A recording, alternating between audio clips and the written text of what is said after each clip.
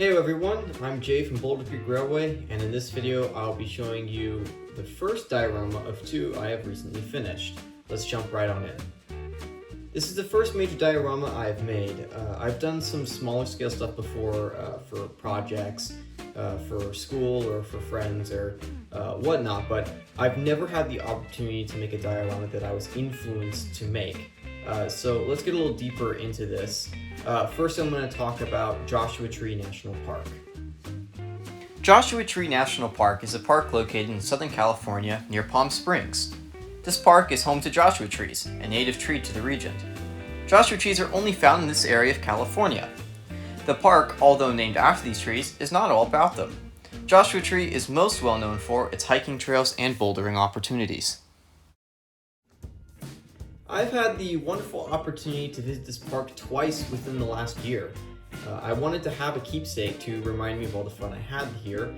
Around this time I also wanted to have a diorama. I wanted to work on a project. That way I could, expand my modeling expertise a little bit. There's very little stuff I could find on modeling deserts, which is quite odd since there are deserts everywhere. So I decided I wanted to make a diorama to both expand my skills and to be able to shoot videos, pictures, and to store some of my DC or DCC models when I wasn't using them. This led me to create the diorama before you.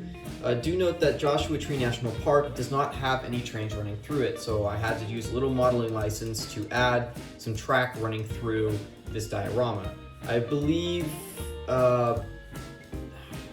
Joshua trees are found in the Mojave region as well, which is kind of the southwest or southern portion of California, especially towards the desert regions, has quite a bit of these, but they're mainly located in Joshua Tree National Park and the areas around it, so kind of Death Valley, Mojave region. So they do occasionally pop up along the route in the Mojave that I believe the UP and BNSF do have.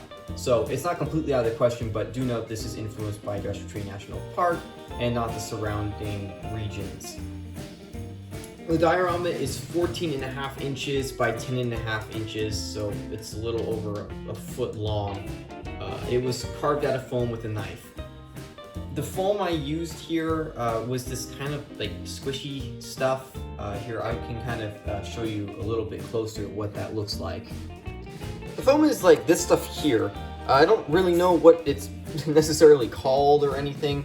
It's quite squishy. It's not styrofoam, I do know that. It's kind of layered up on top of each other. There's little layers, as you can see here, and they're glued together. And they're very easy to carve with a knife. They create no of those like tiny little ball stuff. So it's a great material for carving mountains and valleys and whatnot out of. And I had quite a bit of this stuff from just some packaging that I got in the past. So a lot of the stuff that I make, the whole Windy Valley section of my layout is built on top of this foam stuff here. If you do know the name of the stuff, please put it in the comments below. I have no idea what it's called. I'd love to buy some more. I have tested this stuff on the other diorama that we'll be talking about in a coming up video. I used styrofoam, but I did buy a hot knife foam cutter tool thing, or whatever you want to call it, to carve that with, and it's now my favorite thing. This stuff can be carved with that and quite well, but this was before I had the hot knife, so I simply carved the entire diorama with an X-Acto blade and a pocket knife and a few other small cutting tools to get the kind of shape I wanted. I believe it also has a layered thing. I'm going to show you the side of the diorama where you can see where it's kind of layered up. Because I had to carve this by hand, I didn't do a perfect job, so it is a little screwed up there. I also haven't painted the sides black yet. I should probably have done that before filming this, but just whatever. I'm just going to show you the how I kind of layered the foam up and just how I did that process. So here's the side of the diorama where you can mainly see how I layered this up. So I had this huge block here that's quite thick, and I used that as the basis for the model. So that was just a ginormous sheet. Like I said, it was 10.5 by 14.5, I believe is what I said before. And I decided just on top of that, I'd carve that down, create like a kind of mountainous region, and then build up some more foam on top of that. So I used these little sheets here, and I kind of glued them, I glued with hot glue up like that. And then afterwards, I took my knife and I just kind of cut it down with knife, just cutting by hand, and just cut it all the way down the size of the model. And I just created the basic look for the model. And after I was done carving it, of course, I don't necessarily have to sand, but generally I do spray paint the model or paint it with a ground-like cover paint. For this model specifically, I did in some of the major areas, I just put some, I believe it's called Dusty Trail acrylic paint. It's just like this tan color. It matches well with a majority of stuff. Again, the Windy Valley section on my layout used the exact same color. Windy is a section on my layout I've shown it a couple of times. It's a little bit different from this kind of look. Windy is more based up the kind of central region of Southern California, near, I don't know if you guys know where this is, but it's kind of near LA. Well, of course you know where LA is, but it's a region called Camarillo near LA. It's all farming, and it kind of looks like the Windy Valley section on my layout. This looks much different than Windy, but it uses the same sort of idea and principle of using the colored paints and then putting the dirt and dust and rock on top of that. And I'm gonna show you guys a little bit more of the dirt and how I did that next. So let's get into kind of the dirt and texturing, and we'll do that now. So the dirt on this diorama was done quite interestingly. What I did was I took basic dirt from my backyard and I just kind of sprinkled down a little bit of it. You can kind of see some of the darker tones in here a little bit underneath the top coat. The darker tones, just like I said, it was dirt from my backyard. I just take it out, I sift it a little bit in like a little tea strainer so I get the really fine stuff. And then I do keep some of the larger material. You can see some of these like larger rock pieces there. I mean, that was really loose. Should probably glue that down a little bit more there, but the diorama has all that loose, the bigger stuff, and it kind of gives this element of larger rocks and boulders and bigger things that help kind of bring the scene a little bit more to life. Because if you just keep a flat thing of all flat, fine dirt, it looks like a blank lot in some major city where a building was demolished. And that's not necessarily a bad thing if you're going for that look, but if you want to have a realistic desert-ish kind of look, please don't do that. Just kind of add in some, put down the, well, don't throw down dirt on top of it because you'll get these ginormous large chunks that are completely out of scale. But please do sift the dirt down, put a fine coat, and then put some thicker material on top of that, and it gives a good look. So then on top of that look, I put on sandstone. Sandstone is found all over where I live. It's just kind of a general sandstone region, basically. Sandstone, if you don't know what it is, it's just sand that's been compacted down over thousands and millions of years. Basically, it's where old oceans or lakes used to be from the prehistoric periods. So it kind of hardens and compacts down to a rock. And it's surprisingly easy to break with a hammer. So I just take a hammer and I smash it down, I just turn it back into sand. But because it's been out in the sun and baking and is now in a rock form, the color changes. It's much more weathered looking, and the rock has like metallic flakes and this kind of like interesting texture to it and a very interesting look. And I put that on top of this little thing. So on top of that dark color dirt from my backyard, which is not sandstone, it's a different dirt from the region, I have no idea. But I put that sandstone all over the top, and it gives it this desert-ish kind of dusty look to it, and it really helps bring out the color. So in the darker undertones of the region where the sandstone doesn't get on top, you have the darker colors. And then with the dust on top, it kind of shows that off a little bit more too. Another interesting thing that I had no idea was possible, it was a complete mistake, is I don't know if you can notice, but right here, it's a little different colored. It's kind of reddish, maybe orangish, that was so interesting. So when I did this diorama, when I do the foam cutting, I use a marker, not a Sharpie, but like a Crayola, you know, whatever, washable marker sort of crap you can get at the dollar store for a couple of bucks. I just kind of draw out the basic shape of like what I want to cut away. And some of that brown, well, marker that I used to kind of do the shapes got left behind. And when I put the dirt on top of the marker and I sprayed it down with the glue that I did, the brown of the marker soaked up. And it created this very interesting color contrast on the model. And it has this kind of darker reddish tone to it. And I honestly, it's, you know, you talk about mistakes being made and it creates amazing things. Like, this is honestly something really interesting. I'm surprised people haven't figured this out before. Or at least I haven't heard about it, but it's very interesting to see that on this. On top of this diorama, I also put some rocks. And I'm gonna kind of move the camera here. It might be a little noisy and shaky. Sorry about that. But you can see these rocks that are here. These are just large rocks I found in the backyard, and you can get them at the store, like a Home Depot or a Lowe's or whatever sort of store you have. They're like the rocks that you get the tiny little rocks for padding, kind of like a gravel, not like gravel, but bigger rocks. I don't know what they're called. Maybe talus. Honestly, I have no idea, but these are in my backyard for pathing, and they have this kind of tannish white brown sort of color to them. And Joshua Tree, like I said earlier, is full of boulders. The park isn't just made for Joshua trees. I mean, the park is named after Joshua trees, but it's mainly done because of the beautiful rocks and boulders that are everywhere. It's just, they're absolutely everywhere, and they're stacked on top of each other. They create these ginormous mountains. It looks like someone literally just took a ginormous pile of rocks and just plopped them down in the middle of the desert. And you can climb through this thing that you can climb through. It's like this, like, there's a split rock that's like cut in half, and you can walk right on through it. It's crazy, and people do bouldering, which is kind of, it's rock climbing.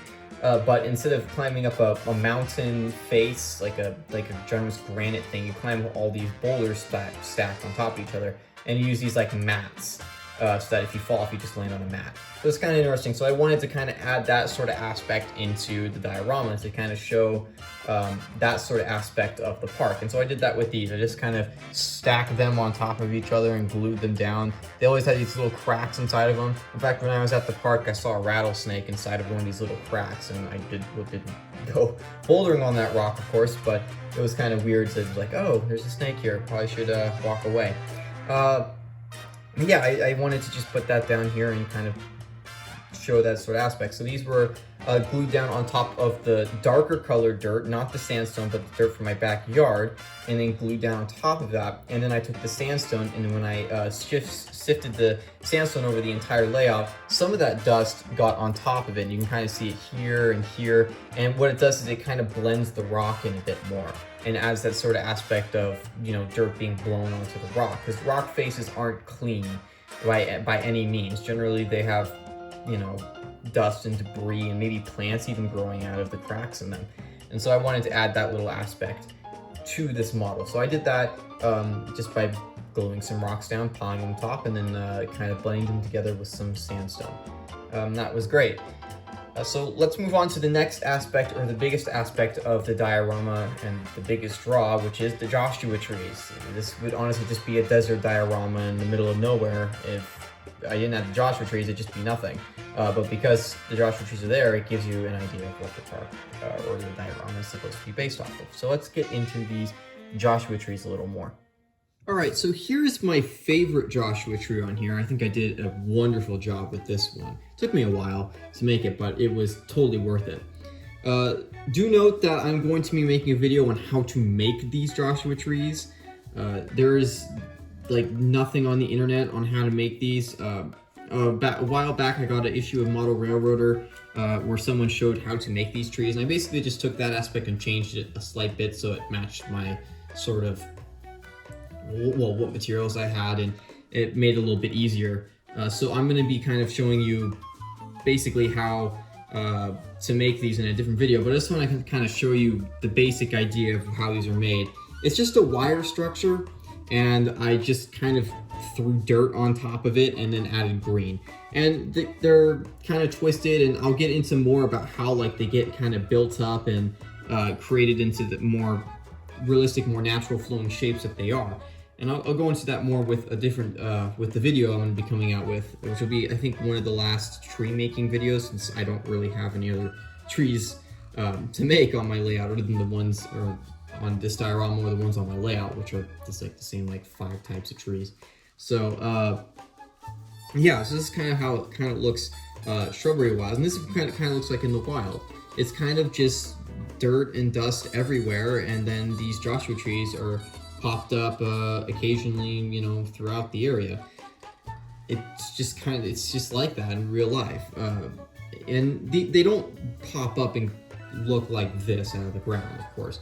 These, each branch is like 100, I forgot the amount of time, but it's a long time for each branch, maybe like 100 years to grow each branch. These trees last forever, thousands of or hundreds of years, depending on how big they get. This Joshua tree here is pretty massive, especially since this is an N scale diorama, like everything else I do is N scale.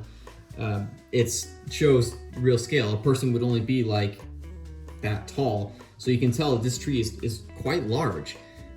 So it's hundreds of years old. Baby Joshua trees, I did add in one of those in this diorama because I can't have a bunch of adult Joshua trees because it doesn't make any sense. And that is this tiny little guy right there. I mean, nothing to really look at or write home about. It's just pretty much a microscopic wire thing with a green thing on top. That's kind of what they look like. It's just a trunk with a single thing of greenery on the top. That's it. That's all they are when they're babies. And when they grow up, they split into 2, then into 3, and then those branches branch off and create the larger ones. But yeah, that's just kind of how it works. Again, I'm going to explain this into more detail later when I do the video on how to make these guys, and I'll kind of get into that more. So there's one final aspect of this whole diorama that I need to talk about. That is the ballast and track aspect of the diorama, which, you know, trains need ballast and track. So let's get on to that. So here's the final major aspect of the diorama, which is the ballasting and track aspect. Ballasting and track happens last. Always do this last. Now I did, of course, draw out where I wanted the track to go. I decided I wanted to go that way and then turn off around this ginormous mountain section that is kind of hard to see because you can't see my little pointer. There it goes. Right over there. Which, yeah, sorry, it's hard to do, like the camera's sideways. I'm trying to point.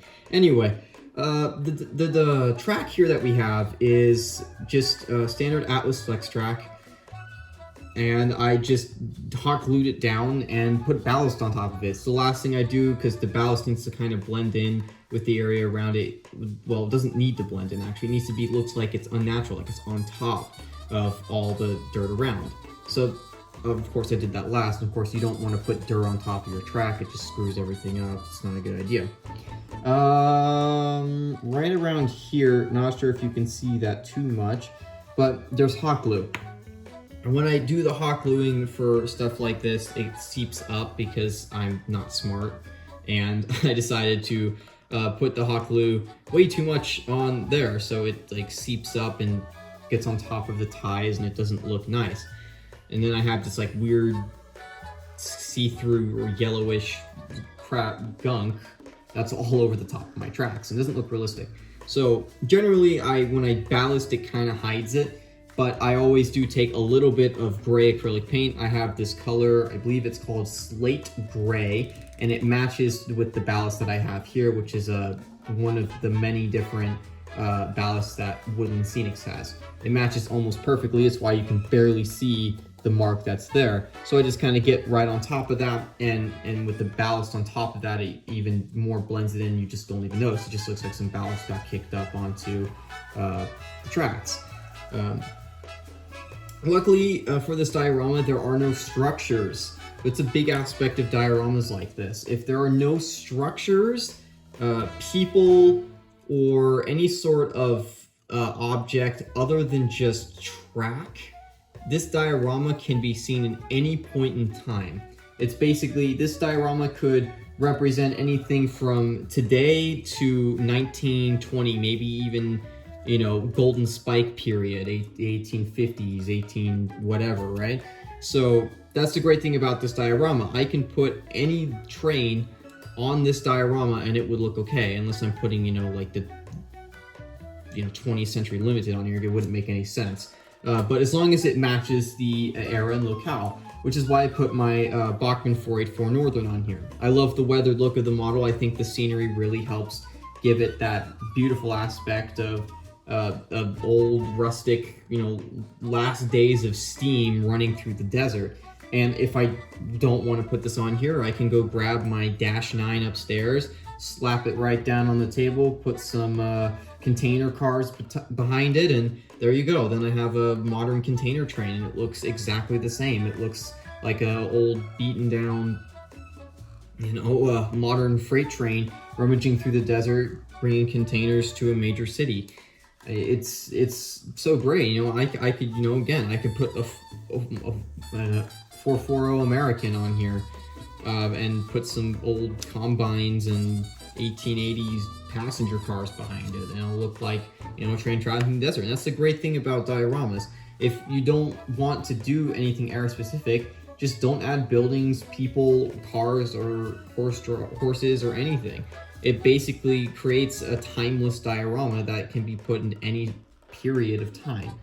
And that's the great thing about this one. Now, on the other diorama, I actually modeled an actual location, and it has structure to it, so it has to be based in a couple of different time periods, more modern time periods, and we'll get into that diorama coming up very soon, and I'll kind of go over that one a little bit more, but let's just get a final look at the diorama. I'll take the train off so you can kind of get a look of just the scenery aspect of the model, and then we'll call it a day. Alright, so let's get some final pictures, and I'll just say thank you for watching and happy railroading.